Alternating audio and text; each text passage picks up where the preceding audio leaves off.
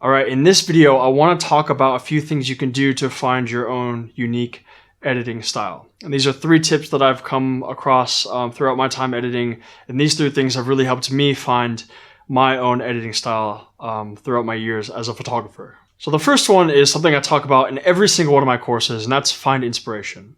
So go on websites like Pinterest, go on websites like Instagram or apps like Instagram, and just search for things that are beautiful to you, things that you like, and look at them with a keen eye. Open them up, look at the colors, look at the exposure, and try to figure out how that photo was edited. Are the colors natural? Did the photographer do much editing at all?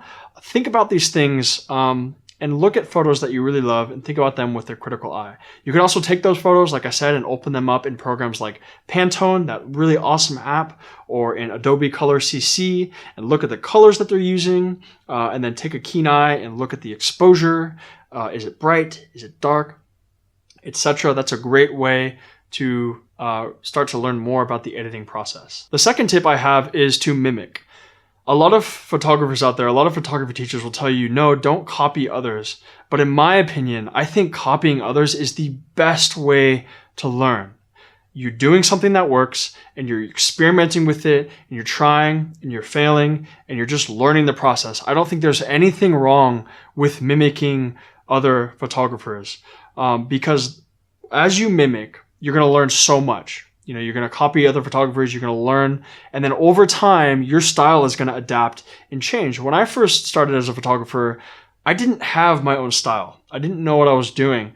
I just knew that there were photos out there that looked good to me, and I wanted to create photos like that. So I tried to, and I copied them. A lot of the shots that I took are similar. So I would go out in similar lighting conditions and try to capture the same shot.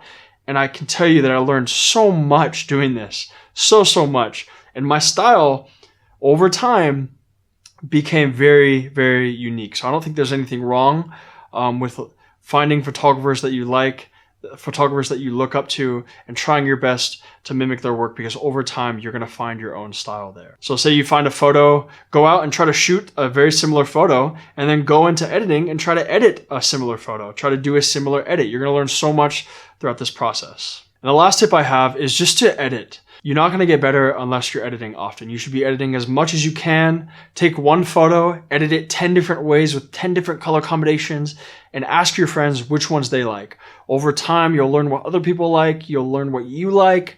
And you can kind of combine those 2 things into your own specific style. If you don't have photos right now, you don't have to be a photographer to be an epic editor. In fact, you can edit other people's photos. And there's this really awesome website called WeSaturate.